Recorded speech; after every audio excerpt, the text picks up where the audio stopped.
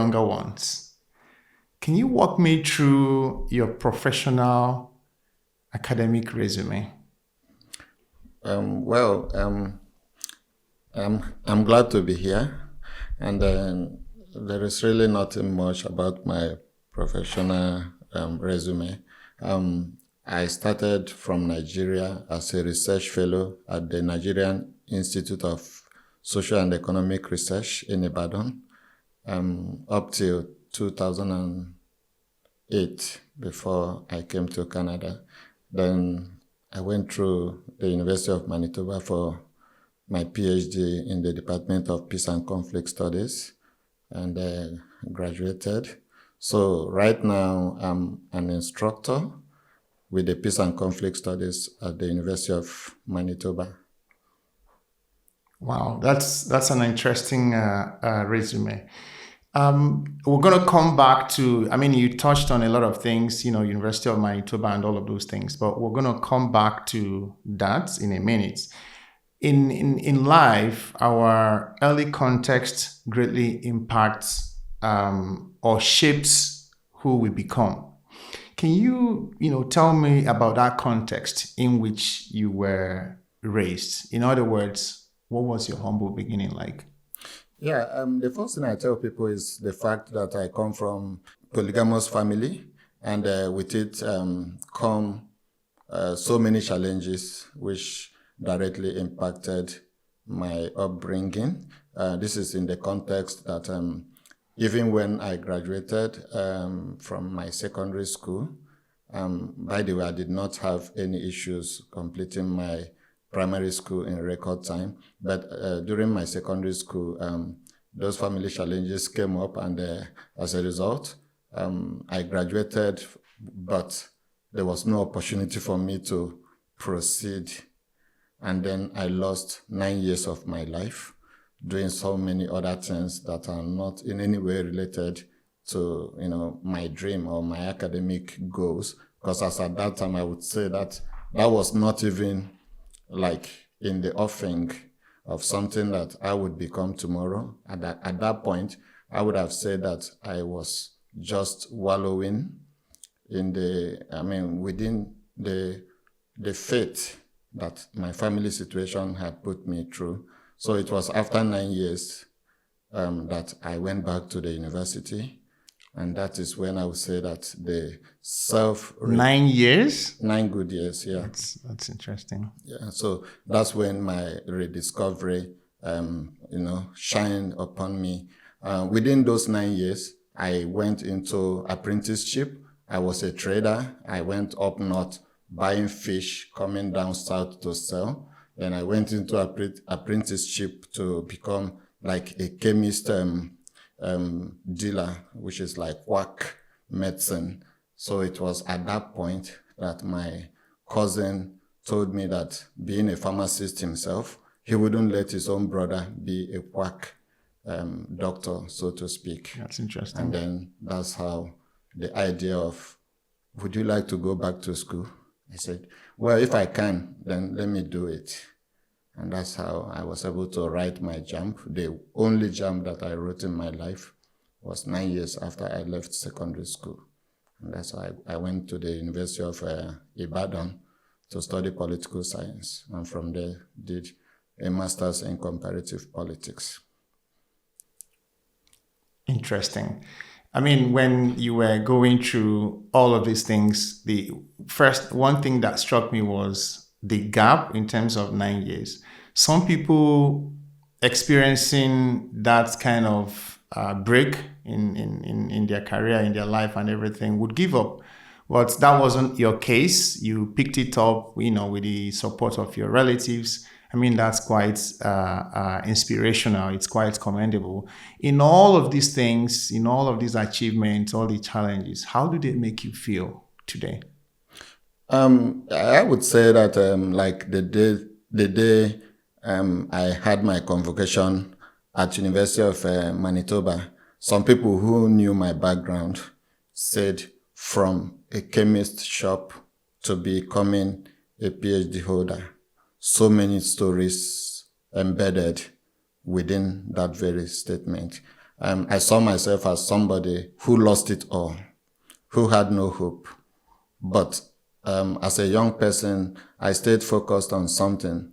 I believed that no matter what, I would not allow that circumstance to derail me into engaging in any negativity, So as an inspiration to my very self, what it makes me feel is the fact that when I look back, when I look at where I'm coming from, I see myself as a kind of towering figure that so many people always point to, because my story in my village is well known to people that at a point I was a dropout and I had nothing, that you can point to. But today I'm one of the reference points. So that is what I hold on to, and I don't want in any way to lose sight of that in encouraging people, and also trying to make sure that those who are coming up see that they could never be a worst situation that will make somebody not to understand that there is an expected end, and that if you stay focused and work within yourself, not giving room to any kind of distraction, you will surely get to that expected end. Excellent. I mean, I took something from your story here, and that was very captivating. Boldly from chemist shop to a PhD holder, from a dropout to a PhD holder, 9 years gap. I mean, this is it's something that I don't think you can overemphasize. It's very inspirational, like I mentioned earlier, and I appreciate you're finding time to come and share this story. Now, let's go back to when you completed your master's degree in University of Ibadan in Nigeria. At what point, I'm trying to make that connection. Walk me through, at what point did you begin to think of getting your PhD abroad? What was that connection? What was that link? What was that, spur moment that made you to think through coming over to Canada for your PhD? That's a very interesting question. The first thing I would like to say is that I am not really an ambitious person. I'm the kind of go with the flow kind of individual. For instance, my going to the university was never part of the plan, because, like I said, after 9 years, I knew where I was. Going up north, seeing so many horrible things, accidents on the way, and I said, no, this is not what I think I'm going to do. And then I'm going into the chemist shop, spent 2 years as an apprentice, and then ready to start my own, and then cut off. So it was never part of the plan. And then that also was the story or the situation with my finishing my first degree. Was that because of your family background, looking at there wasn't that funding to send you to school, or it was just you were just normally flowing with what you see? No. Yeah, family background in the sense that I graduated. I had the opportunity of pursuing either a career in law or any of the social sciences, but the animosity, the negativity and everything. So it was at that point that you see the wall standing right in front of you, the big gate that tells you to your face, I am the iron gate. You can't get past me to do anything meaningful in your life. And that is the point that so many people lose it. So I'd never allowed that gate to determine anything. Rather, once I see that there is no way, I look around. My mom was part of the big story, because without my mom, I won't even be sitting here, because she never gave up on me. So that's what I would say. Yeah. So someone listening to this, your story, and wanting to make that move, and when I say that, I mean transitioning from Nigeria to wanting to, sort of come over here for a master's degree and all of those things. Was it like, I just want to know that transition process. What was it like for you? What were the challenges? Because I know back home, coming over for international studies was never easy. There were a lot of challenges with that. Can you walk me through your experience and the challenges that you experienced? Yeah, I would say that it was the Nigerian situation, the problem that is destroying Nigeria that brought me to Canada. This is in the sense that as a junior research fellow in NISA Ibadan, I lost my job without committing any crime. I was declared a ghost worker because there was this rivalry between two different cliques in the headship of NISA. So I lost my job, and then I just got married. My wife was pregnant, and then there was no way, no future. It was another brick wall standing before me. So people told me to go to court to challenge my sack. Others did. I said with a second-class upper division from Ibadan, I don't think if NISA is not for me that I should fight to remain in NISA. It was at that point that my sister-in-law, who by the way was already in Canada, asked me, would you like to come to Canada? I said, well, I have nothing to lose coming to Canada. So I took my chance, and I told my wife that this is what your sister told me about. And then that was how the plan came. So I didn't come here as a normal international student. I came here as a permanent resident. And even when I came, I was discouraged from left, right, and center. I said, no, I want to go back to school to, complete my PhD, because I abandoned the PhD in Nigeria. I want to complete it because without that, I will feel very incomplete. I don't like to, whatever I start, I try to finish. So it was that kind of a challenge, tribalism and, bigotry, or this issue of people trying to put down the other person just because of the crumbs they get from the government that, caught up with me. I was the grass when these elephants were fighting. So that's my story. And that's why even when I got my PhD from here, I needed to celebrate it in a way that they will hear about it in NISA. So just before we get back to that, I would like to know how would, like, we have a Bola, we have a Musa, we have an Emeka, and Ifoma Chinyere, and all of them listening to you right now. What message would you have for them aspiring to, get their master's or PhD, like kind of listening to you and seeing you as a source of inspiration? What message do you have for them? Yeah, the first message I have is, having participated in the selection process for the master's degree program and the PhD program as well, I now know exactly what are required from the student. So one of those things is the experience, your environment, your circumstance, your ability to incorporate your lived space or your lifetime experience into your academics could be a very big story. It could also open the door for you, because in the peace and conflict studies, we look at conflict from both personal, interpersonal, and intrapersonal dimensions of it. So if you are writing your statement of intent, for instance, you should be able to situate yourself within the body of what you are interested in. So my advice would be for people to look at how they can match their academic goals, their interest, into the research they are interested in. For instance, so many people who come from Nigeria did a very good job connecting both their academic experience with their own lived experience.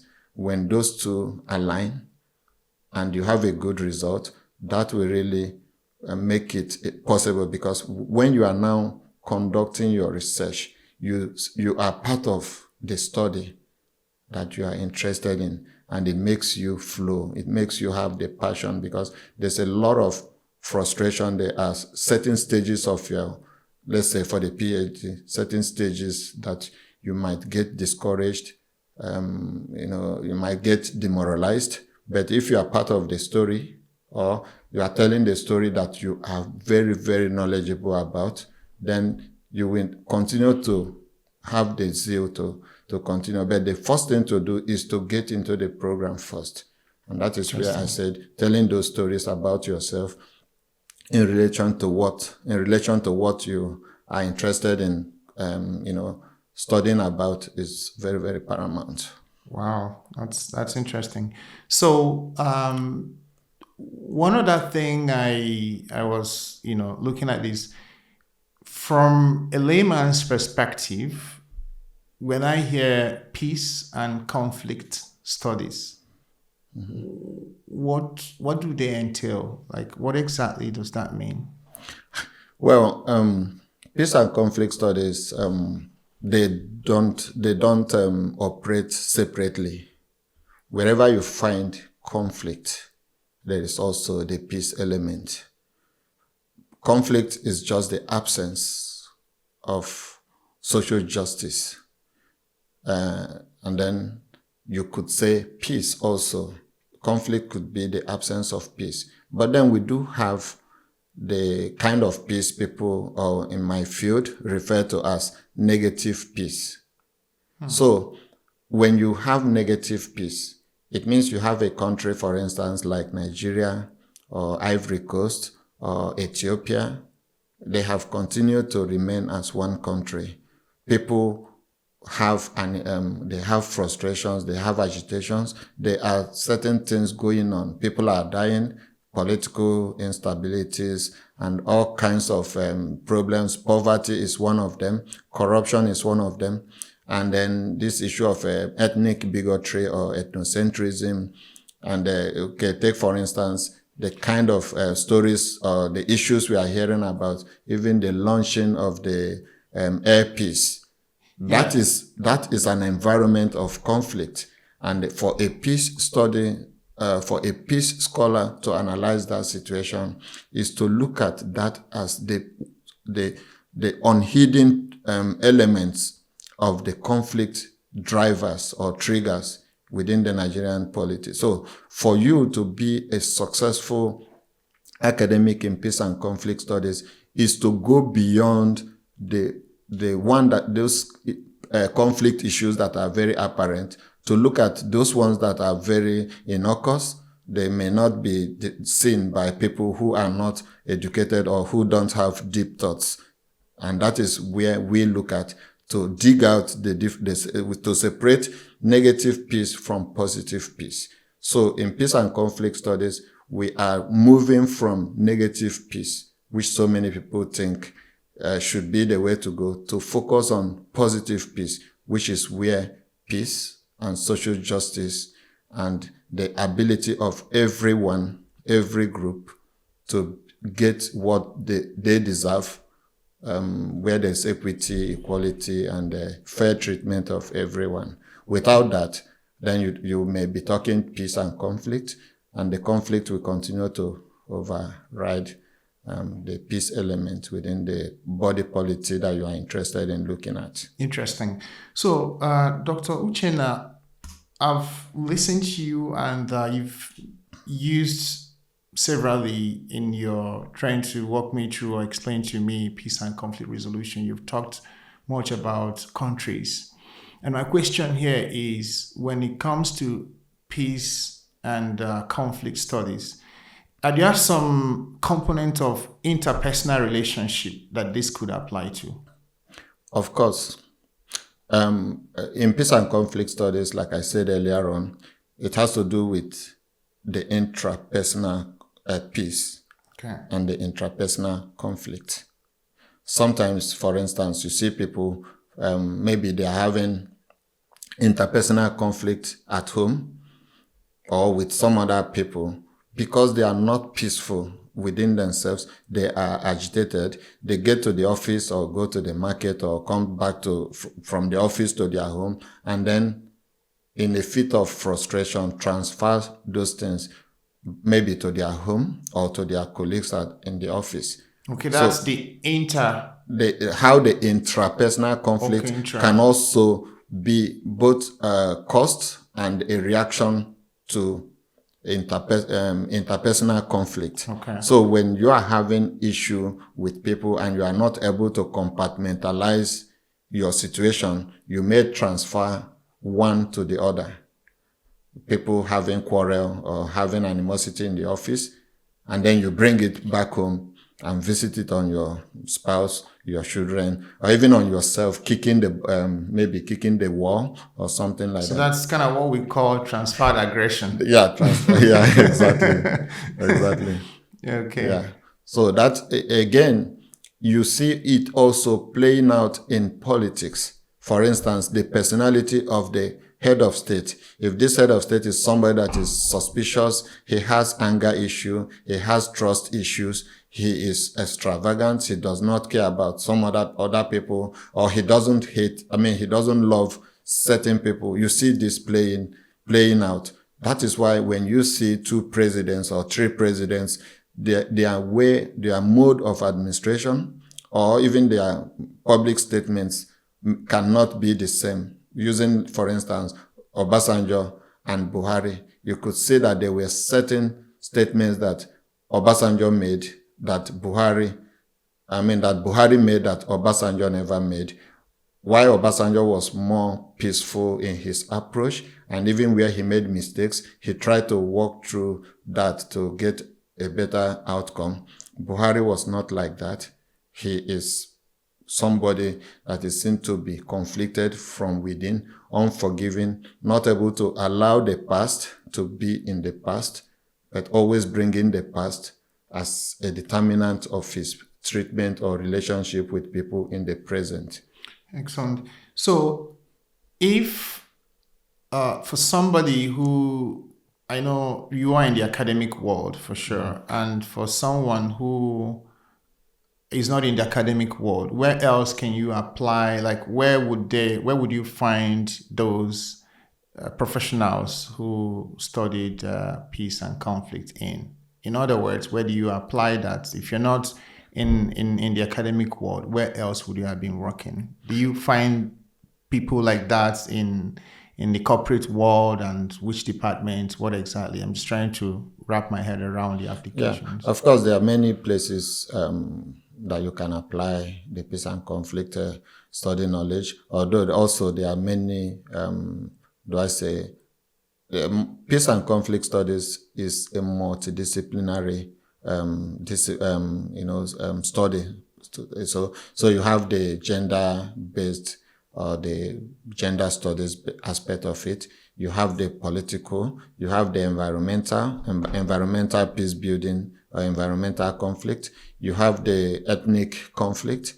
You have the international conflict dimension. So it depends on what somebody is, the area somebody wants to specialize in. And at the same time, you can work in different non-governmental organizations, even United Nations. United Nations has a lot of departments or study groups that has to do with or that need the services of peace and conflict studies. You can also be part of like consulting even for the government,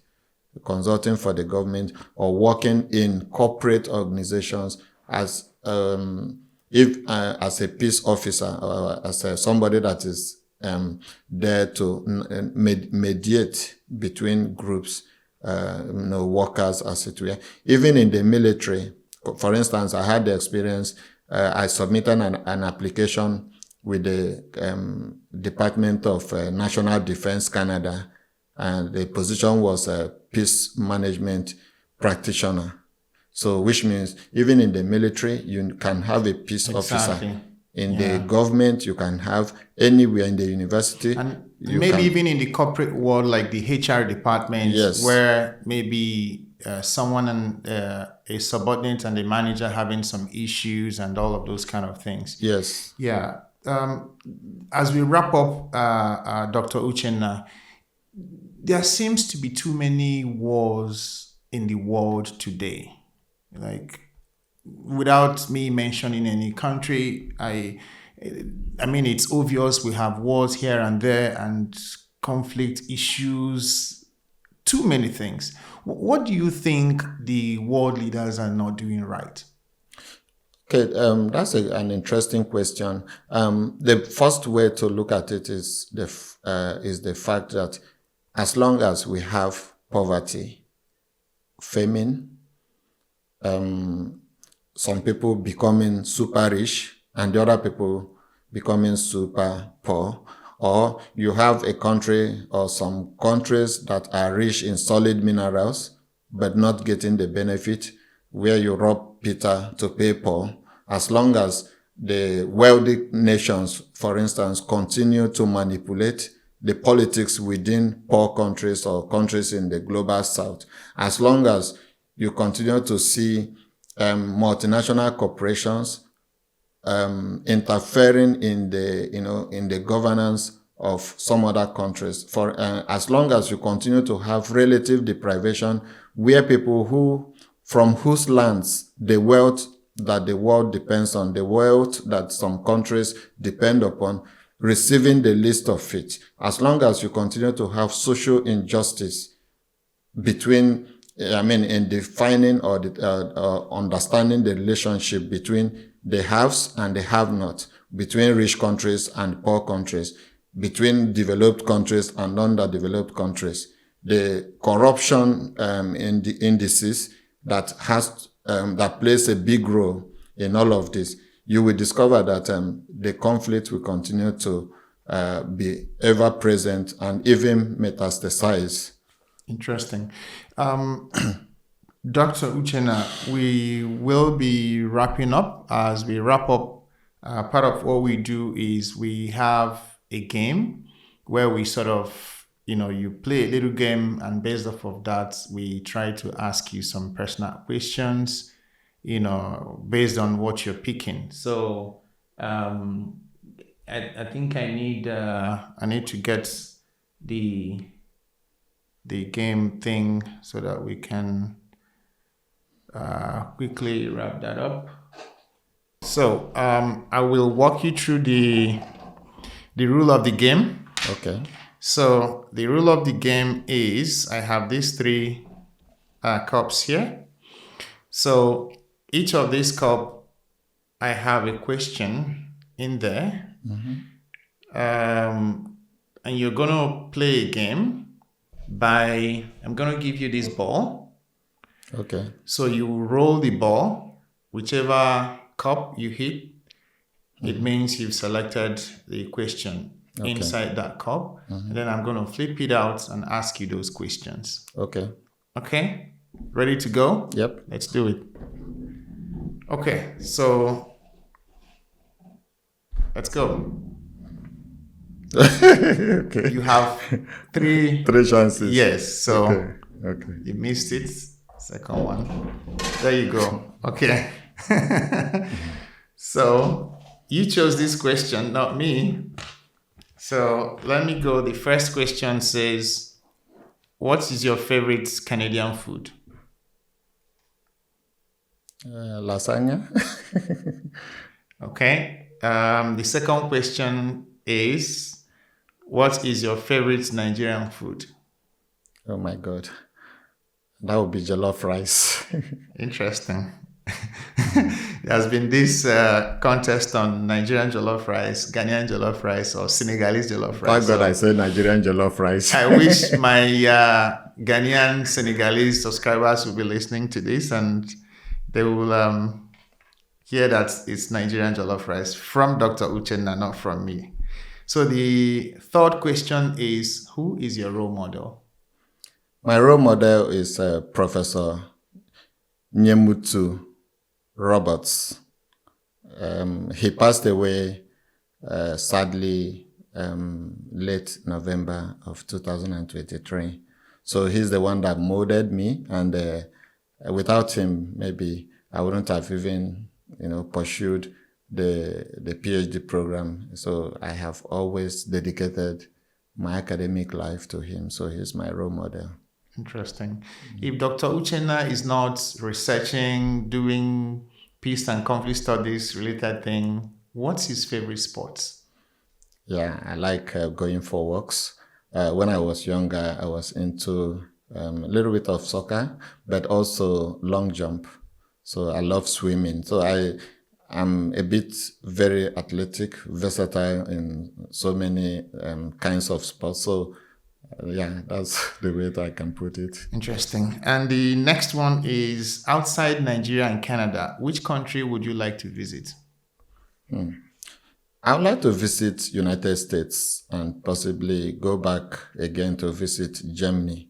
I've been there once and I had a blast. Interesting. What book are you currently reading?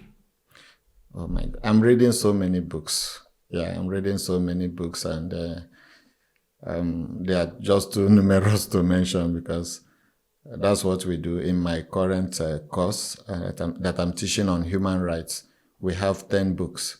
So those are the books I'm reading. So I don't have any particular one. And the final question. Yeah.